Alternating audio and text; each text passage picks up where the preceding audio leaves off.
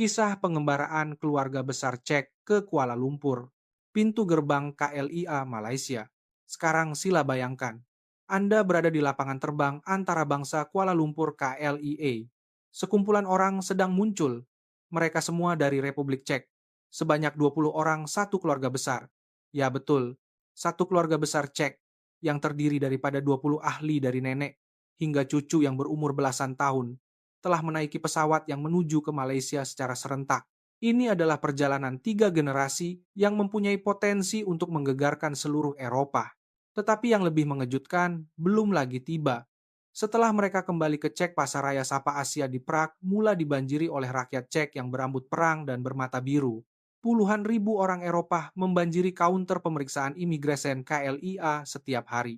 Apa sebenarnya yang berlaku kepada keluarga 20 orang ini? Bagaimana percutian 2 minggu ke Malaysia mengubah seluruh keluarga mereka dan mencetuskan gelombang Malaysia di Eropa. Kisah yang mengejutkan dan sukar dipercayai ini akan bermula sekarang. Assalamualaikum semua, saya Ana yang menjalani kehidupan pejabat yang sibuk di Prague, Republik Cek. Malam itu selepas pulang dari kerja, saya duduk di sofa sambil melihat telepon bimbit. Satu video pendek muncul di skrin yang saya tonton secara tidak sengaja. Ia adalah pemandangan malam di Bandar Kuala Lumpur. Dalam video itu, seorang wanita sedang berjoging seorang diri pada jam 12 tengah malam lebih. Dia kelihatan santai dan semula jadi sambil berlari dengan earphone. Pada mulanya saya tidak dapat mempercayainya karena ini adalah pemandangan yang sukar dibayangkan di Eropa. Di Prague keluar bersendirian selepas jam 11 malam adalah tidak digalakkan untuk wanita. Ibu bapak saya selalu menasihati saya untuk berhati-hati, dan saya sendiri sudah biasa menaiki taksi pada lewat malam, tetapi keadaan dalam video itu sungguh berbeza. Lampu jalan terang benderang setiap kedai serbaneka bercahaya, dan selain wanita yang berjoging, ada orang yang berjalan-jalan menunggang basikal dan bergerak secara semula, jadi menjadikan jalan malam itu hidup seperti siang hari. Saya membaca kandungannya yang mengatakan bahwa di Malaysia, Anda boleh mendapatkan nasi lemak yang masih panas di kedai serbaneka, walaupun pada awal pagi dan perkhidmatan penghantaran makanan beroperasi 24 jam. Saya tertanya-tanya, adakah benar-benar ada negara seperti itu? Rasa ingin tahu timbul dan saya menghantar video itu ke kumpulan sembang keluarga kami. Keluarga kami adalah keluarga besar 3 generasi bermula dari datuk dan nenek ibu bapa, keluarga bapak saudara, dan keluarga makcik berjumlah lebih daripada 20 orang. Oleh karena kami sering berkumpul semasa cuti atau hujung minggu kumpulan sembang keluarga santiasa aktif. Sebaik sahaja video itu dimuat naik tindak balas segera datang. Orang pertama yang memberi respons ialah anak saudara saya yang berusia 16 tahun. Dia sangat berminat dengan Malaysia karena dia peminat tegar drama Asia. Dia bertanya sama ada video itu benar dan saya menjawab bahwa saya juga tidak pasti. Malam itu ahli keluarga berkumpul di rumah nenek. Asalnya kami berkumpul untuk merancang hari lahir datuk, tetapi secara semula jadi perbualan beralih kepada topik Malaysia. Generasi ibu bapak saya yang berumur 60 kosongan agak skeptikal.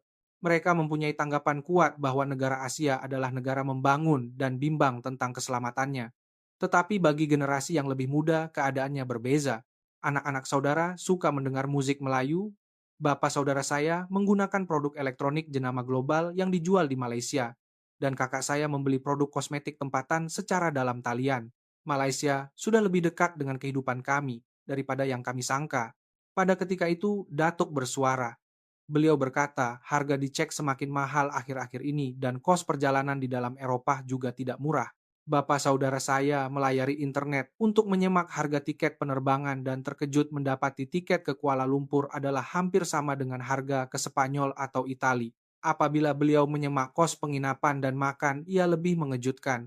Harga hotel di KL lebih murah daripada di Prague atau Rome, dan harga makanan di restoran sangat berpatutan. Tambahan pula kos pengangkutan awam adalah separuh daripada Eropa.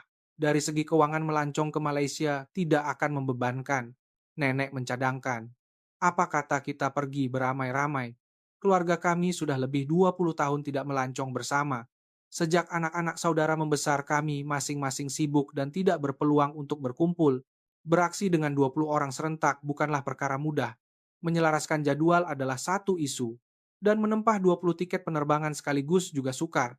Tetapi ahli keluarga sangat bersemangat. Mereka masing-masing menyesuaikan cuti, memohon cuti dari sekolah, dan menyelaraskan jadwal perjalanan. Kami bersiap selama 2 bulan. Semakin kami mengetahui tentang Malaysia, semakin banyak perkara mengejutkan yang muncul kelajuan internet yang pantas, sistem pengangkutan awam yang sangat maju, sistem penjagaan kesehatan yang canggih, tetapi saya masih ragu-ragu karena maklumat dalam talian mungkin dilebih-lebihkan. Saya rasa saya perlu melihatnya sendiri. Malam sebelum berlepas, saya tidak dapat tidur. Selain teruja, saya lebih bimbang. Bolehkah keluarga besar seramai 20 orang melancong dengan selamat di negara asing? Adakah tidak mengapa jika kami tidak dapat bertutur dalam bahasa tempatan? Bolehkah datuk dan nenek menahan penerbangan yang lama? Pada masa yang sama, saya juga teruja. Saya ingin melihat dengan mata kepala sendiri, sama ada jalan malam dalam video itu benar-benar selamat. Dan saya ingin merasai sendiri, sama ada kedai serbaneka 24 jam itu benar-benar mudah. Yang paling penting, perjalanan bersama seluruh keluarga itu sendiri adalah sangat istimewa. Maka kami 20 orang menaiki pesawat ke Malaysia. Pada masa itu saya tidak tahu bahwa perjalanan ini akan mengubah nasib keluarga kami. Saat kami tiba di KLIA, ia masih sukar dilupakan. Laluan dari pesawat ke Dewan Imigresen berbeza daripada yang dijangkakan. Seluruh siling adalah skrin besar yang memaparkan keindahan alam Malaysia secara real time. Rasanya seperti berjalan di tengah-tengah alam semula. Jadi, semasa menunggu pemeriksaan imigresen, perkara yang paling mengejutkan saya ialah masa menunggu. Walaupun kami 20 orang, ia mengambil masa kurang daripada 30 menit. Terdapat banyak pintu gerbang pelepasan otomatik e-gate. Hanya dengan mengimbas paspor dan wajah Anda, boleh melepasi dengan serta-merta. Datuk melepasi dengan bantuan kaki tangan. Di tempat pengambilan bagasi, saya terkejut sekali lagi. Bagasi kami telah dikumpulkan di satu tempat. Kami tidak perlu menunggu lama di tali sawat. Kaki tangan menjelaskan bahwa bagasi untuk tempahan kumpulan akan diasingkan secara otomatik. Sungguh menakjubkan betapa cekapnya sistem lapangan terbang. Dari lapangan terbang ke hotel kami menaiki KLIA Express. Setelah turun ke tingkat bawah tanah, platform yang bersih muncul. Kereta api tiba dengan cepat dengan selang waktu kurang daripada 10 menit. Kereta api itu lebih mengejutkan. Setiap tempat duduk mempunyai soket pengecasan dan wifi percuma disediakan. Walaupun kereta api bergerak pada kelajuan lebih 100 km, rangkaian telepon bimbit tidak terputus. Pemandangan di luar tingkap membuatkan semua orang terpegun. Bangunan pencakar langit tersergam indah dan ruang hijau diatur secara harmoni. Sungai Klang mengalir melalui bandar dengan taman-taman dan laluan basikal yang terbentang di sepanjang tebing. Jelas sekali betapa sistematiknya perancangan bandar. Setelah tiba di KL Sentral, kami menaiki Grab. Pemandu Grab kami fasih berbahasa Inggris dan aplikasi Grab yang kami gunakan memberikan maklumat yang jelas tentang tambang dan laluan. Kami dapat berbual dengan mudah, walaupun dengan bahasa yang berbeza, karena aplikasi e-hailing di sini sangat berkesan. Waktu kami tiba di hotel adalah sekitar jam 10 malam. Selepas mendaftar masuk dan meletakkan bagasi di bilik anak saudara saya yang berusia 15 tahun berkata dia lapar. Saya bimbang sama masih ada restoran yang buka pada waktu itu. Kaki tangan meja depan mencadangkan kedai serbaneka mengatakan, ia dibuka 24 jam dan menjual makanan panas. Saya pergi ke kedai serbaneka berhampiran hotel dengan sedikit keraguan. Kedai serbaneka itu yang saya lihat dalam video masih terang benderang walaupun selepas jam 11 malam dan ada pelanggan yang keluar masuk. Apabila masuk pelbagai makanan seperti nasi, lemak bungkus mie segera dan makanan ringan lain tersusun rapi. Kaki tangan dengan mesra menunjukkan cara menggunakan ketuhar gelombang mikro. Kami boleh memanaskan makanan dan makan di meja yang disediakan di dalam kedai. Anak-anak saudara memilih mie segera dan nasi lemak, manakala saya memilih makanan ringan lain. Harganya juga sangat berpatutan, kira-kira RM5 hingga RM10 yang kurang daripada 3 euro. Selepas merasai, saya lebih terkejut. Kualiti makanan kedai serbaneka sangat baik seperti baru dimasak panas dan segar. Anak-anak saudara sentiasa berkata ia sedap dan mengangkat ibu jari. Nenek juga berkata ia bersih dan selesa. Keluar dari kedai serbaneka, saya melihat sekeliling. Sudah hampir jam 12 tengah malam tetapi masih ada orang di jalanan. Orang berjoging, menunggang basikal dan pasangan berjalan-jalan muncul secara semula jadi. Lampu jalan terang dan kamera litar tertutup. CCTV dipasang di mana-mana untuk menjamin keselamatan. Anak-anak saudara berkata, mereka ingin berjalan-jalan lagi. Ibu bapak kelihatan bimbang, tetapi saya teringat jaminan kaki tangan meja depan bahwa kawasan kejiranan ini sangat selamat. Akhirnya kami memutuskan untuk berjalan-jalan di sekitar hotel selama kira-kira 30 menit. Ini adalah pengalaman yang luar biasa. Saya tidak berasa tidak selamat sama sekali semasa berjalan di jalan malam. Sebaliknya, saya berasa bebas, satu pemandangan yang tidak dapat dibayangkan dicek. Kerusi bangku di taman diduduki oleh orang yang berehat. Di hadapan kedai serbaneka ada anak muda yang berbual sambil minum. Dalam perjalanan pulang ke hotel, semua orang mempunyai pemikiran yang sama. Malaysia benar-benar negara yang berbeza. Hari pertama telah melebihi jangkaan. Saya terjaga awal pada hari kedua karena masih belum menyesuaikan diri dengan perbezaan masa. Saya membuka mata pada jam 5 pagi. Apabila saya melihat keluar tingkap sudah ada orang di jalanan. Orang keluar bersenam, orang pergi kerja, dan bandar sedang bangun. Datuk juga bangun awal dan kami memutuskan untuk berjalan-jalan di sekitar hotel. Udara pagi terasa segar. Semasa berjalan kami menemui sebuah taman kecil. Orang tua berkumpul di sana untuk bersenam. Datuk melihat dengan penuh minat. Seorang warga emas datang menyapa. Walaupun dia tidak boleh berbahasa Inggris, dia menggunakan bahasa isyarat untuk menjemput kami bersenam bersama. Hari itu, kami memutuskan untuk menaiki LRT untuk melawat bandar. Oleh karena bergerak seramai 20 orang LRT, lebih cekap daripada menaiki beberapa taksi. Kami berjalan ke stesen terdekat. Pintu masuk mudah ditemui, dengan papan tanda besar dan peta panduan dipasang di mana-mana. Sebaik saja masuk ke stesen LRT, saya terkejut. Ia jauh lebih bersih daripada yang saya bayangkan. Lantai digilap hingga berkilat, dan dinding juga bersih. Yang paling penting tiada bau pelik sama sekali. Stesen metro lama di Eropa mempunyai bau yang tersendiri, tetapi di sini tiada. Membeli kad pengangkutan touch and go juga sangat mudah. Terdapat beberapa mesin tiket otomatik.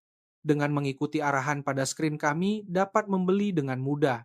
Kami mengisi semula nilai untuk 20 orang sekaligus dan mesin. Itu berfungsi dengan sangat pantas. Di platform terdapat pintu platform yang dipasang untuk keselamatan. Papan tanda elektronik menunjukkan dengan tepat bila kereta api seterusnya akan tiba. Kereta api benar-benar tiba tepat pada masanya seperti yang ditunjukkan 2 menit 30 saat kemudian. Bahagian dalam kereta api juga mengejutkan. Susunan tempat duduk sangat efisien. Pemegang tangan dipasang pada ketinggian yang berbeza, jadi kanak-kanak hingga dewasa boleh memegangnya dengan mudah. Terdapat tempat duduk keutamaan, dan kebanyakan penumpang membiarkan tempat duduk itu kosong. Apabila nenek ingin duduk, seorang anak muda segera menawarkan tempat duduknya. Rangkaian internet di LRT juga sangat lancar. Anak-anak saudara berasa ingin tahu, menundukkan kepala melihat telepon bimbit. Sungguh menakjubkan bahwa komunikasi boleh berjalan lancar di bawah tanah yang begitu dalam. Di Eropa, sukar untuk mengharapkan akses internet di dalam metro. Kami tiba di kawasan yang dipanggil Pasar Seni. Kami mendengar bahwa ia adalah jalan yang terkenal dengan membeli belah dan makanan. Sebaik sahaja, keluar kami merasakan suasana yang meriah. Walaupun hujung minggu dan ramai orang, ia lebih kepada penuh dengan kehidupan daripada sesak. Semasa berjalan di jalanan kami berhenti di hadapan sebuah restoran Malaysia. Menu itu mempunyai gambar besar dan penerangan dalam bahasa Inggris. Satu makanan yang dipanggil nasi ayam menarik perhatian saya. Ia adalah hidangan ayam goreng, panggang dengan nasi, beberapa jenis sayur dan sos. Ia kelihatan sangat menyelerakan. Kami masuk ke restoran. Apabila 20 orang masuk sekaligus, pemiliknya kelihatan sedikit terkejut, tetapi dia dengan cepat mengatur tempat duduk untuk kami. Dia menggabungkan 2 meja supaya semua orang boleh duduk bersama. Kami memesan menggunakan tablet. Setiap menu mempunyai gambar dan penerangan, jadi mudah untuk memilih. Apabila makanan tiba, semua orang kagum. Ia kaya dengan warna. Ayam emas sayur-sayuran hijau disusun secara harmoni. Rasanya juga hebat. Sos sambal yang pedas manis sangat mengesankan.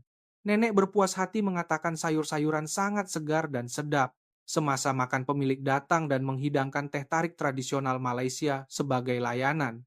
Maksudnya adalah untuk berterima kasih karena ramai pelanggan asing datang. Kehangatan layanan itu sangat menyentuh hati. Apabila membayar, kami juga terkejut. 20 orang makan sehingga kenyang, tetapi jumlah keseluruhannya lebih murah daripada yang disangka. Purata kira-kira Rm15 seorang, bersamaan kira-kira 5 euro. Selepas makan kami berjalan-jalan lagi di jalanan. Terdapat banyak kedai yang menjual batik dan kraft tangan. Kakak saya berminat dan masuk ke sebuah kedai. Pembantu kedai menerangkan kepada kami dalam bahasa Inggris dan menawarkan kami untuk mencoba. Harganya berpatutan dan kualitinya kelihatan sangat baik. Menjelang malam kami bersiap untuk kembali ke hotel. Anak-anak saudara kelihatan tidak rela, seolah-olah mereka masih ingin berjalan-jalan. Rasanya, sehari terlalu singkat. Dalam perjalanan pulang menaiki LRT, semua orang letih tetapi wajah mereka ceria. Hari pertama di Malaysia telah melebihi jangkaan. Pada hari ketiga, sesuatu yang tidak dijangka berlaku. Anak saudara saya yang berusia 14 tahun kehilangan telepon bimbitnya di LRT. Dia menyadari bahwa dia terlupa telepon itu di tempat duduk apabila dia bangun. Ibu bapak sangat panik karena mereka tahu bahwa sukar untuk mencari telepon yang hilang di negara asing. Kami pergi ke pusat kawalan stesen dan menerangkan keadaan kepada kaki tangan. Dia bertindak dengan tenang. Dia bertanya laluan dan arah kereta api dan segera memasukkannya ke dalam sistem. Yang mengejutkan, kurang daripada 10 menit kemudian kami menerima panggilan. Seorang kaki tangan di stesen berikutnya telah menemui telepon bimbit itu di tempat duduk. Kaki tangan itu memberitahu kami bahwa kami boleh menemuinya di stesen berikutnya. Apabila kami tiba di stesen berikutnya, telepon bimbit itu memang disimpan di pusat kawalan stesen. Setelah pengesahan identiti ringkas, kami mendapatnya semula dengan serta-merta. Anak saudara saya sangat gembira dan ibu bapak juga lega. Perkara yang lebih mengejutkan ialah apa yang berlaku seterusnya. Kaki tangan itu tersenyum dan berkata bahwa perkara seperti ini sering berlaku dan menjelaskan bahwa sistem Lost Found mereka sangat lengkap, jadi kebanyakan barang boleh ditemui semula. Malah di satu sudut pusat kawalan terdapat payung beg dompet dan lain-lain yang tidak dituntut disimpan dengan teratur. Mempunyai sistem seperti ini adalah menakjubkan. Malam itu kami mempunyai kebimbangan lain. Kakak saya adalah seorang vegetarian. Kami kemudian menyadari bahwa banyak hidangan Malaysia menggunakan daging atau makanan laut. Kami bimbang bahwa sukar untuk mencari restoran. Tetapi, setelah mencari, terdapat lebih banyak restoran vegetarian daripada yang disangka. Kami pergi ke sebuah restoran makanan India sayur. Ia adalah tempat yang mentafsirkan masakan vegetarian tradisional dengan cara yang modern. Sebaik sahaja masuk kami terhidu aroma makanan yang ringan. Hiasan kayu mewujudkan suasana yang damai. Makanan hanya diperbuat daripada bahan-bahan berasaskan tumbuhan, tetapi rasanya sangat kaya. Terdapat hidangan yang diperbuat daripada cendawan hidangan tauhu dan pelbagai hidangan sayur-sayuran. Jenisnya sangat banyak. Kakak saya sangat berpuas hati.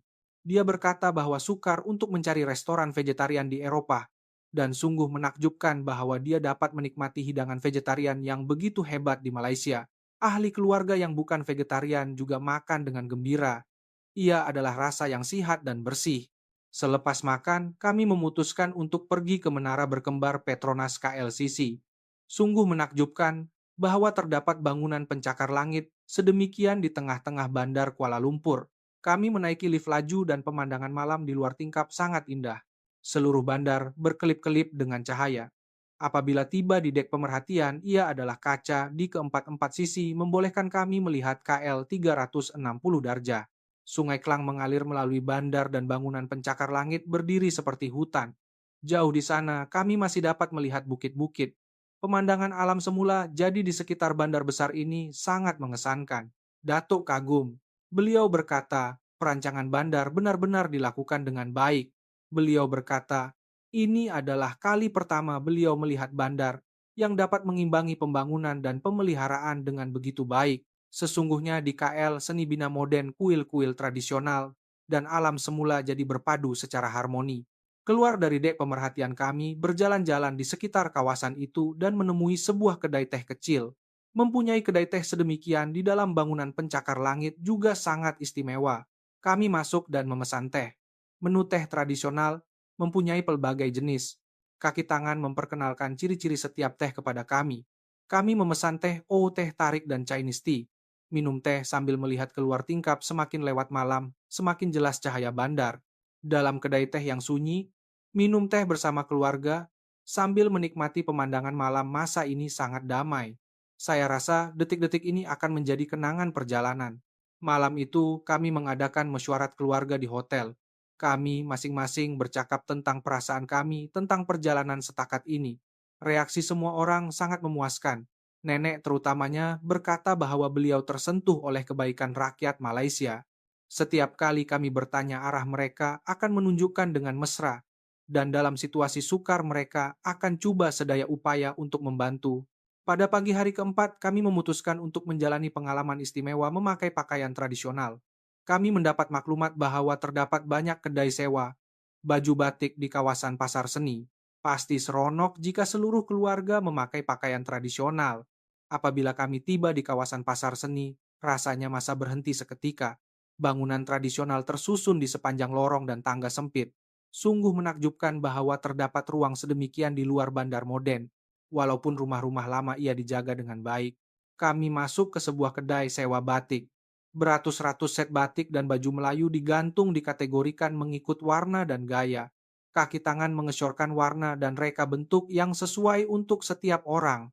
Dia mengesyorkan warna ungu yang elegan untuk nenek, baju Melayu biru gelap yang tenang untuk datuk, dan memilih gaya yang berwarna-warni untuk anak-anak saudara. Kami mengambil masa lebih lama untuk menukar pakaian daripada yang disangka. Batik mempunyai teknik pemakaiannya dan kaki tangan membantu seorang demi seorang. Apabila semua orang memakai pakaian tradisional dan berdiri di hadapan cermin, mereka kagum. Penampilan mereka sama sekali berbeza daripada biasa. Potongan batik yang anggun dan baju Melayu yang bergaya menjadikan semua orang-orang yang berbeza. Nenek kelihatan sangat cantik dan wajahnya dipenuhi dengan senyuman. Kami berjalan di jalan-jalan pasar seni dengan pakaian tradisional. Semasa berjalan di sepanjang jalan, kami menemui sebuah dek pemerhatian, di mana kami dapat melihat pemandangan bandar lama dan laut di kejauhan. Kami mengambil gambar keluarga di sana. Tanglung merah tradisional dan pemandangan laut di kejauhan membentuk latar belakang yang istimewa. Semasa mengambil gambar pelancong lain juga menunjukkan minat. Satu keluarga besar seramai 20 orang yang semuanya memakai pakaian tradisional kelihatan menarik perhatian. Beberapa orang meminta untuk mengambil gambar bersama kami. Kami bersetuju dengan gembira. Sebuah keluarga Malaysia memuji kami mengatakan, sungguh bagus melihat keluarga sebesar ini melancong bersama. Makan tengah hari adalah di sebuah restoran tradisional. Suasana menjadi lebih istimewa apabila makan di restoran dengan pakaian tradisional. Bahagian dalam restoran juga dihiasi dengan gaya antik. Kami dibawa ke bilik pribadi. Kami menanggalkan kasut dan masuk ke dalam. Saya terkejut apabila melihat makanan dihidangkan. Terdapat lebih daripada 10 jenis makanan yang diletakkan di dalam pinggan kecil, rendang sayur, lemak sambal ikan bilis, dan lain-lain. Jenisnya sangat banyak. Setiap satu mempunyai rasa yang berbeza dan kami dapat merasakan bahwa ia dibuat dengan teliti. Hidangan utama adalah nasi campur yang pelbagai. Bahan-bahan direbus sehingga lembut dan kuahnya sangat enak. Semasa makan, pemilik datang dan memperkenalkan hidangan kepada kami. Dia memberitahu kami bahan-bahan dan makna setiap hidangan. Masakan Malaysia bukan sahaja untuk mengisi perut, tetapi juga mengandungi falsafah, menghormati masa, dan menghargai perpaduan. Pada sebelah petang, kami mengalami upacara batik lukis tradisional. Kami melihat demonstrasi melukis batik di sebuah pusat kraft dan melukisnya sendiri. Guru menunjukkan proses melukis satu demi satu. Suhu lilin, masa melukis, cara mewarna, semuanya mempunyai perinciannya. Setelah mencoba sendiri, ia lebih sukar daripada yang disangka. Mengawal sudut alat dan masa melukis tidak mudah, tetapi proses itu sendiri seperti meditasi. Ketenangan perlahan-lahan menyelimuti. Semasa melukis, pikiran menjadi tenang. Hari memakai pakaian tradisional dan mengalami budaya tradisional adalah sangat istimewa. Saya paham bahwa Malaysia bukan sahaja mempunyai sisi modern, tetapi juga sejarah dan tradisi yang mendalam. Yang lebih mengagumkan ialah tradisi itu tidak hanya wujud di museum, tetapi wujud secara aktif dalam kehidupan seharian orang ramai. Pada waktu malam kami memulangkan pakaian dan menukar kembali kepada pakaian modern, tetapi pengalaman hari itu nampaknya akan kekal lama dalam ingatan. Anak-anak saudara juga sentiasa melihat gambar dan gembira. Nenek berkata batik sangat cantik dan ingin membawanya pulang. Pada pagi hari ke-6, sesuatu yang tidak dijangka berlaku. Datuk berkata dadanya sakit. Oleh karena dia mempunyai tekanan darah tinggi, kami sangat bimbang. Saya segera mendail 999. Talian disambungkan ke perkhidmatan terjemahan bahasa Inggris. Setelah menerangkan keadaan pihak lain, menjawab bahwa ambulans sedang dalam perjalanan yang mengejutkan masa ketibaan. Kurang daripada 5 menit selepas meletakkan telepon ambulans tiba di pintu masuk hotel. Dua paramedik naik membawa pengusung dan peralatan kecemasan. Mereka kelihatan pantas dan profesional. Mereka mengukur tekanan darah dan nadi Datuk dan melakukan pemeriksaan ringkas. Mereka membuat kesimpulan bahwa Datuk perlu pergi ke hospital. Saya menaiki ambulans bersama Datuk dan Nenek. Ambulans itu dilengkapi dengan peralatan perubatan terkini. Semasa bergerak, mereka terus memantau keadaan Datuk dan menghubungi hospital terlebih dahulu untuk membuat persediaan. Apabila tiba di jabatan kecemasan hospital kerajaan kaki tangan perubatan sudah menunggu, kami segera dibawa ke bilik pemeriksaan. EKG dan ujian darah dilakukan. Seluruh proses adalah pantas dan teratur. Sama sekali tidak ada diskriminasi atau ketinggalan karena kami adalah warga asing. Mujurlah tiada masalah besar.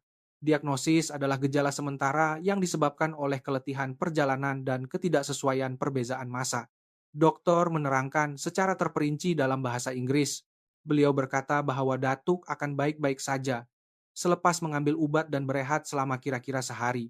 Perkara yang saya bimbangkan ialah kos. Walaupun kami mempunyai insurans perjalanan luar negara, berapa kos penggunaan kecemasan dan pelbagai ujian, saya agak keliru. Apabila saya mendapat bil di kaunter pembayaran, ia lebih murah daripada yang dijangkakan. Jumlah kos penggunaan ambulans, perundingan kecemasan dan ujian adalah kira-kira Rm500. Kaki tangan menjelaskan bahwa kos perubatan di Malaysia agak berpatutan. Beliau berkata bahwa sistem perlindungan kesehatan awam sangat lengkap jadi ia lebih murah untuk rakyat tempatan. Beliau juga menyatakan bahwa warga asing selagi mereka mempunyai insurans perjalanan kebanyakannya boleh dituntut. Apabila meninggalkan hospital, saya berasa lega. Saya pernah bimbang apa yang perlu dilakukan jika berlaku kecemasan di luar negara. Sungguh menakjubkan bahwa kami dapat menerima respons yang begitu pantas dan profesional. Pada saat itu saya sendiri mengalami betapa canggihnya sistem penjagaan kesehatan di Malaysia. Kembali ke Hotel Datuk sedang berbaring di katil. Dia mengambil obat yang diberikan oleh dokter dan berehat. Ahli keluarga semua kelihatan bimbang, tetapi menjelang petang Datuk sudah pulih banyak. Wajahnya juga bertambah baik dan dia makan makanan malamnya. Keesokan paginya, Datuk berkata dia sudah sihat. Beliau berkata dia mau meneruskan perjalanan, tetapi kami memutuskan untuk tidak memaksa. Kami mengubah rancangan memutuskan untuk tidak merancang jadwal perjalanan yang padat, tetapi berehat santai hanya berjalan-jalan ringan. Petang itu kami berjalan-jalan di sebuah taman kecil berhampiran hotel. Datuk berjalan perlahan sambil melihat sekeliling. Kemudahan taman itu sangat lengkap. Kerusi bangku diduduki oleh orang yang berehat dan kanak-kanak berlari ke sana kemari. Ia adalah pemandangan yang damai. Semasa berehat di bangku seorang nenek datang. Walaupun dia bertutur dalam bahasa Melayu, kami dapat berkomunikasi melalui aplikasi terjemahan. Dia bertanya dari mana kami datang. Apabila saya menjawab dari Cek, dia gembira dan menggenggam tangan saya. Dia mengeluarkan kui dan memberikannya kepada anak-anak saudara. Saya berbual lama dengan nenek itu. Dia bertanya tentang cucu-cucunya, sama ada keluarga saya sihat dan bagaimana perjalanan kami. Walaupun perbualan agak perlahan, melalui aplikasi terjemahan maksudnya disampaikan sepenuhnya. Apabila berpisah, nenek itu melambai tangannya, meminta kami datang lagi. Pertemuan singkat itu sangat hangat. Saya merasakan betapa mendalamnya budi bahasa rakyat Malaysia. Walaupun bahasa berbeza, hati manusia adalah bersatu. Sungguh menyentuh bahwa mereka boleh bersikap mesra kepada warga asing yang tidak dikenali. Malam itu, kami makan malam ringkas menggunakan perkhidmatan bilik hotel. Datuk nampaknya telah pulih sepenuhnya. Nampaknya kami boleh menyambung semula jadwal perjalanan biasa mulai esok. Ahli keluarga semua berasa lega. Pada hari ketujuh media sosial, saya mula berubah. Foto dan video yang saya siarkan semasa perjalanan mula menerima banyak komen. Pada mulanya, ia adalah tindak balas daripada rakan-rakan dengan soalan seperti, adakah Malaysia benar-benar bersih? Adakah selamat? Minat rakan-rakan dicek semakin meningkat. Apabila saya menyiarkan foto makanan kedai serbaneka, tindak balasnya sangat hangat. Ramai yang meninggalkan komen bahwa sukar untuk mempercayai bahwa mereka boleh mendapatkan pelbagai makanan sedemikian pada jam 12 tengah malam. Video LRT juga sama. Ramai yang memberi respons bahwa sungguh menakjubkan bahwa terdapat LRT yang begitu bersih dan tepat. Seorang rakan menghantar message mengatakan, dia pergi ke pasar raya Sapa Asia di Prague. Dia berkata, dia ingin makan makanan Malaysia selepas menonton video saya. Dia berkata dia membeli teh tarik dan mie segera. Seorang lagi rakan berkata dia mula mencari drama Malaysia untuk ditonton. Kakak saya berkata dia sentiasa ditanya oleh rakan sekerja. Mereka semua bertanya tentang cara merancang perjalanan ke Malaysia, berapa kosnya, dan sama ada ia selamat. Beberapa rakan sekerja berkata mereka sudah menyemak tiket penerbangan. Perjalanan kami telah mempengaruhi lebih ramai orang. Daripada yang kami sangka, malam sebelum pulang ke Cek, kami mengadakan mesyuarat keluarga. 20 orang berkumpul dan masing-masing bercakap tentang perasaan mereka mengenai perjalanan ini. Datuk mula-mula bersuara. Beliau berkata beliau tidak pernah melihat negara yang begitu teratur, selamat, dan berkesan. Beliau juga memuji bahwa rakyatnya sangat mesra dan sistemnya sangat hebat. Nenek berkata, makanan itu benar-benar sedap. Beliau berkata, sungguh bagus bahwa beliau dapat makan makanan yang sehat dan pelbagai setiap hari. Beliau juga berkata bahwa terutamanya hidangan sayur-sayuran sangat banyak jadi perutnya sangat selesa. Generasi ibu bapak saya memuji sistem pengangkutan awam. Mereka berkata LRT yang begitu tepat dan bersih jarang ditemui di Eropa. Mereka juga berkata bahwa lift dan eskalator dipasang di mana-mana, jadi mudah untuk bergerak bagi orang tua dan kanak-kanak. Bapak saudara saya kagum dengan kekuatan teknologi. Beliau berkata, sistem otomatik aplikasi terjemahan kedai tanpa juruang dan teknologi lain telah berintegrasi secara semula jadi ke dalam setiap sudut kehidupan. Tetapi yang lebih mengesankan beliau ialah teknologi itu bukan untuk menggantikan manusia, tetapi untuk membantu manusia. Anak-anak saudara berkata Malaysia sangat menyeronokkan. Mereka berkata terdapat banyak perkara yang boleh dinikmati oleh orang muda seperti pusat membeli belah dan street food yang sentiasa ada. Mereka berkata yang paling penting ialah mereka boleh berjalan-jalan dengan selamat sehingga lewat malam. Saya berkata, kebaikan rakyat Malaysia adalah yang paling mengesankan saya. Apabila bertanya, arah mereka akan berhenti dan memberitahu saya. Dalam situasi sukar, mereka akan coba sedaya upaya untuk membantu saya. Keikhlasan itu sangat hangat. Saya juga merasakan keprihatinan mereka terhadap warga asing. Semua orang bersetuju bahwa mereka mau datang lagi. 2 minggu terlalu singkat. Kami ingin melihat lebih banyak tempat dan mempunyai lebih banyak pengalaman. Seseorang mencadangkan untuk datang lagi tahun ini bukan tahun depan. Semua orang bersetuju. Malam itu semasa mengemas beg timbul rasa rindu. 2 minggu yang dihabiskan di Malaysia terasa seperti mimpi. Pada mulanya saya ragu-ragu apabila melihat video itu, tetapi setelah datang sendiri, saya mendapati ia lebih baik daripada dalam video. Ia adalah negara yang selamat, bersih, dan mudah. Saat mendaftar keluar di KLIA adalah yang paling menyedihkan. Saya tidak mau pulang. Anak-anak saudara juga santiasa merengek. Kami melawat kedai bebas cukai di lapangan terbang untuk membeli belah terakhir. Kami membeli batik, makanan ringan, teh tarik, dan kaya sebagai hadiah untuk rakan-rakan. Kami menaiki pesawat. Saya melihat keluar tingkap dan tanah Malaysia semakin jauh. Saya berjanji dalam hati bahwa saya pasti akan datang lagi. Selepas penerbangan lebih 10 jam, kami tiba di Prague. Kami kembali ke rumah yang biasa, tetapi hati kami terasa kosong. Perubahan bermula pada hari kedua selepas pulang. Panggilan telepon dan message daripada rakan-rakan yang bertanyakan tentang perjalanan ke Malaysia datang bertubi-tubi. Apabila keluar minum kopi, kami hanya bercakap tentang Malaysia. Semua orang sangat berminat. Di tempat kerja juga sama. Rakan sekerja meminta saya bercerita tentang Malaysia semasa makan tengah hari. Mereka kagum apabila saya menunjukkan gambar. Beberapa orang berkata mereka sudah menempah tiket penerbangan. Seorang rakan sekerja berkata dia mula belajar bahasa Melayu. Saya terkejut apabila saya pergi ke pasar raya Sapa Asia berhampiran rumah saya. Jumlah rakyat Cek jelas bertambah. Tempat yang sebelum ini hanya dikunjungi oleh orang Asia kini lebih ramai pelanggan tempatan. Pemilik menyapa dengan gembira mengatakan perniagaan sangat baik. Kira-kira sebulan kemudian kumpulan sembang keluarga kembali aktif. Anak-anak saudara mula menonton drama Malaysia. Bapak saudara saya mencari berita Malaysia. Nenek berkata dia membeli buku masakan Malaysia. Dia coba membuat nasi lemak di rumah dan berkata, "Iya, sangat sedap." 3 bulan kemudian kami berkumpul lagi. Kali ini untuk merancang secara konkret perjalanan ke Malaysia sekali lagi. Walaupun sukar untuk pergi semua, 20 orang, kira-kira 10 orang mungkin boleh. Kami menetapkan tarikh dan mula menyemak tiket penerbangan. Saya mula belajar bahasa Melayu. Saya mendaftar untuk kelas dalam talian belajar sedikit setiap hari. Saya belajar ucapan dan frasa asas. Saya mau memesan makanan dalam bahasa Melayu apabila saya pergi kali seterusnya.